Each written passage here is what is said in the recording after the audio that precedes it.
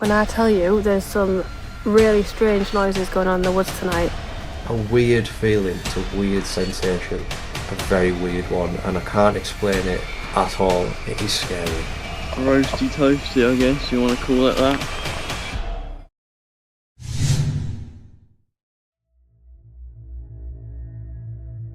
The Flex Tape is a wild camping and hiking channel where the creator makes a habit of sleeping in places most people wouldn't go near, and this episode is no different. He's decided to spend the night alone inside a deserted farmhouse. No company, no backup plan, just him and whatever's left inside those walls. Looking back, you have to wonder whether it was the right call. Welcome back to another video. A massive thank you to everybody who's been tuning in recently and coming to check out what I'm doing. Strange one tonight, really weird one.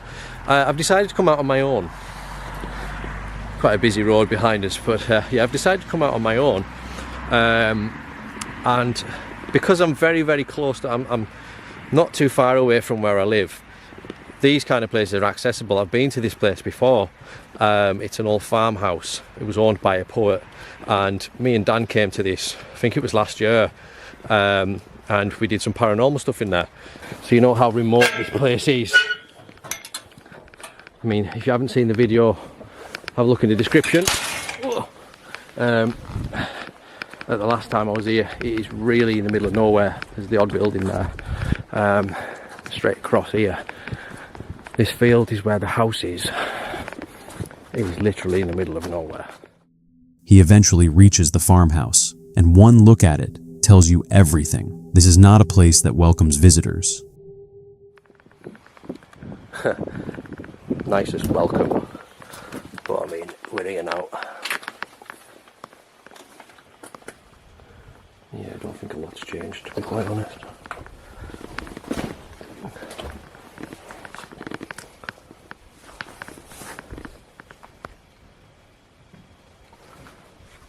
Look at that, that's moved. That used to be in there, near the sink. We've got steel bath. Here's the fire where last time we were here, me and Dan had a fire. Never noticed that last time. It's like a checkered board or something. But yeah, it's just a really old farmhouse. There's not really a lot in here. Upstairs, he finds an old metal bed frame. He lays his sleeping bag across it and calls it his setup for the night.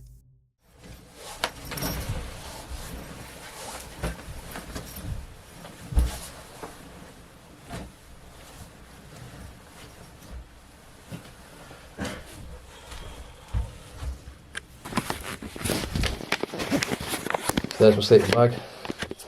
That's all set up. That is literally what I've got. This is literally my setup. It's completely unplanned, but yeah, I wanted to do it. So probably if I ever do this next time, or I do it again or whatever, I'll probably bring more stuff. Oh man, this is mental. I haven't heard anything, so I think I'm far enough away from. If there's no cars, there should be no farms, there should be no people, I should be fine. So, I'm going to get my stuff out of here.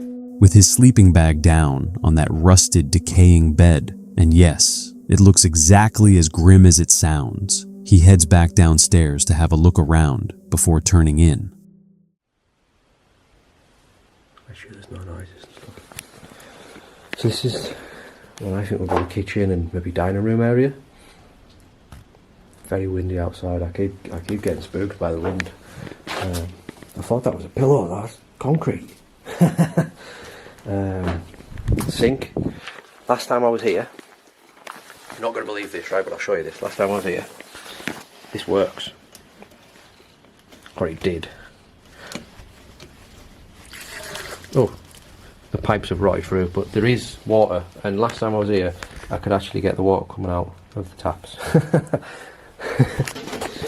Might be old, but it still works. It's built properly. That's some sort of dresser, and I just love how this whole stuff's still here. Don't know what that is. Family or talcum powder. Family talcum powder. After poking around the lower floor for a while, he makes his way back upstairs and climbs into his sleeping bag. I don't really like taking my shoes off. I'm only doing that for the purpose of the sleeping bag. The house doesn't deserve it. Oh my god. Wow. That is an old metal bed. Look at that. Oh, there's a sticker there, look. Nice. Ugh. Honestly, the things that I do. It's awful, look at it. Ugh. So I'm going to get semi-comfortable in here and yeah, I'll see if I can get a little bit of sleep. Even if it's just an hour. But I'm just thinking to myself now, like, who was the last person to lay in this bed? Who was the last person to sleep in this bed? When was it? You know, it's all these questions going around my head. It's just, it's a weird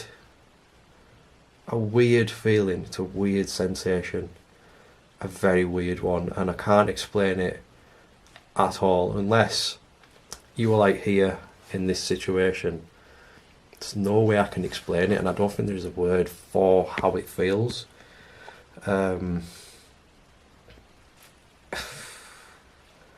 It's nerve-wracking, I think, as well. It is scary. It's weird. I've left that door open in case I don't know, in case I need to go out or something. I don't know. This is the quietest room as well. I can't hear the wind as much in this room. So yeah, I'm gonna get some sleep now. So we're gonna head over to the night vision camera.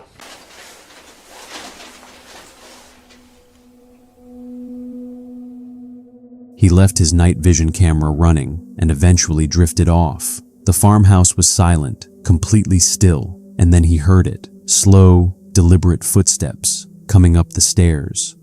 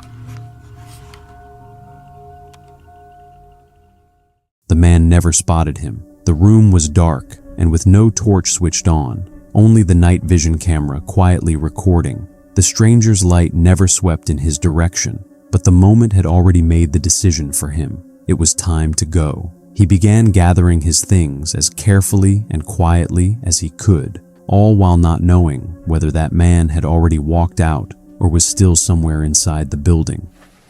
I think it's safe now anyway. but I'm sure I saw someone's feet. I definitely heard something. Pretty sure I haven't left anything. As quiet as I can.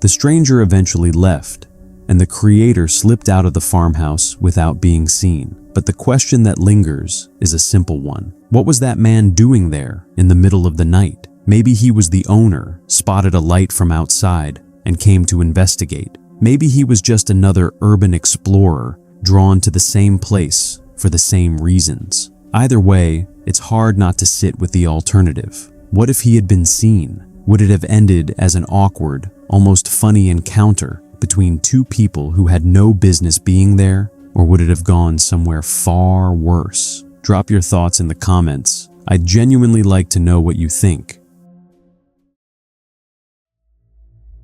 UK Carrie Outdoors is a channel built around the simple pleasure of solo wild camping, mostly across the UK. The host, Carrie, keeps things grounded. Safety, preparation, and returning to familiar spots that feel comfortable and calm. Her videos are honest. She reviews gear, shares her experiences, and openly admits that even for a seasoned solo camper, the darkness and the sounds of the woods can get inside your head in ways that are hard to explain. On November 13th, 2025, she arrived late in the day, settling into a familiar spot beside a stream. The plan was simple. The reality was anything but. With so little daylight left, the woods were pitch dark within an hour of her arriving. And before she'd even finished setting up the tent, something cut through the quiet. Well, it is now 7:20, so it's less than an hour. I don't know if my camera picked that up, but that was... I don't know what that was, but that was scary.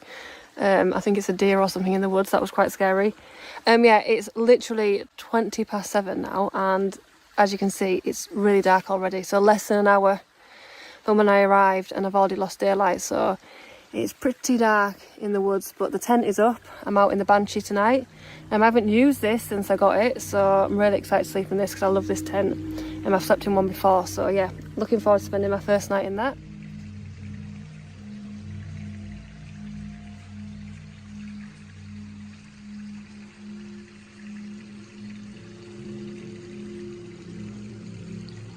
When I tell you there's some really strange noises going on in the woods tonight, and even though the rational part of your brain is saying, oh, it's the deer, it really does set your anxiety off. Sorry you can't really see me, it's so dark. Obviously I'm relying on the head torch, but I've heard some really, really crazy noises which I've tried to pick up on camera for you guys.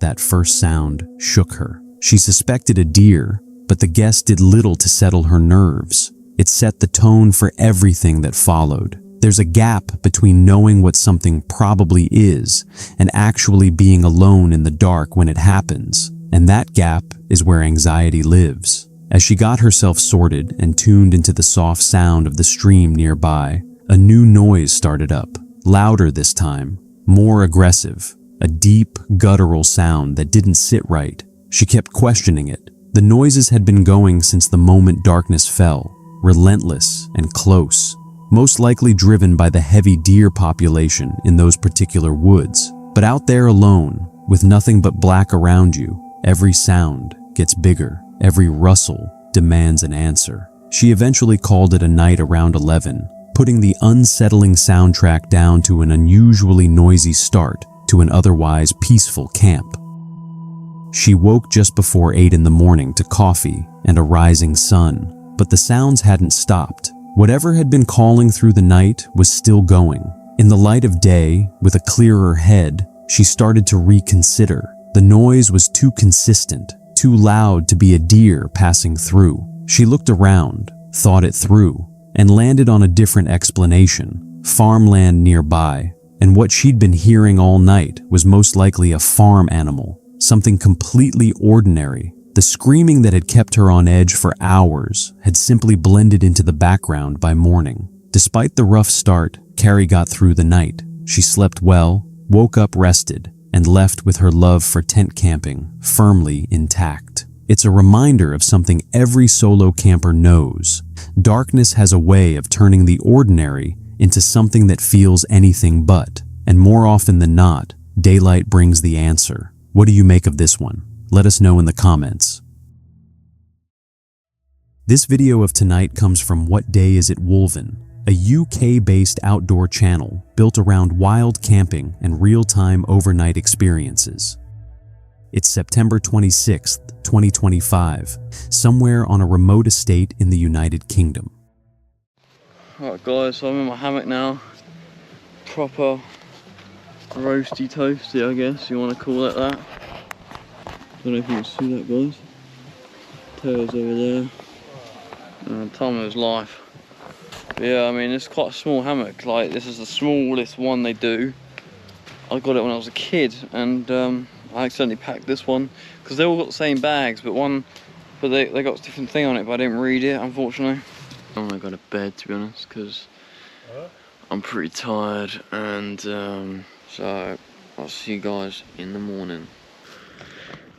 Alright, morning guys. They're still asleep, but I think I'm gonna get the fire going because I'm pretty cold, and yeah, didn't sleep too badly, so I'm gonna do that. Taylor ended up sleeping on the floor because you can sleep in the hammock. Don't know why, but you can. Well, see, you did sleep right then. Yeah. No, obviously not. Well, I couldn't sleep from about 9 to about fucking 2:30, 3 a.m. The two campers settle in for the night, set up in hammocks. One is already comfortable, the other is fighting it, battling wind, wet ground, and a setup that never quite comes together. The fire stays lit, food gets made, but the conditions don't improve. The site is exposed, and as darkness takes over, the wind becomes the thing that defines the night. It moves the branches, it distorts every sound. It keeps the environment in a constant, restless state of shift. As soon as you hit the deck, you're alright. Man, that music was getting louder and louder. No, I know, it was getting closer and closer. It started from by the car park. It started from by the car park, right? Well, that's where I thought it was starting. And then when I was down there, it was like down there, and the bass was getting louder, but like it was the same song. The sound keeps coming back, not louder, not closer, just persistent.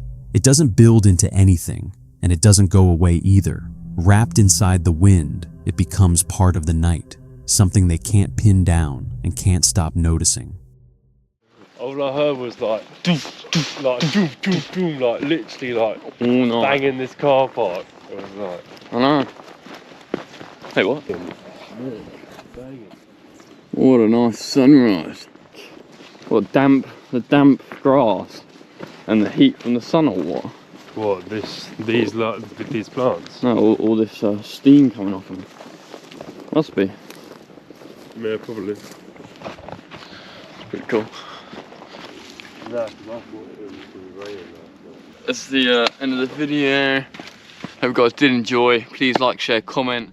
Morning comes. The light returns. The wind drops. The sound is gone. With daylight, everything becomes readable again, and most of what felt threatening in the dark simply fades. But that's the thing about a night like this. It's never just one element that gets to you. It's the combination. Wind, darkness, exposure, all of it pressing in at once. Individually, none of it is much. Together, it's relentless. And when you're lying out in the open with nothing between you and all of it, you don't get the option to switch off.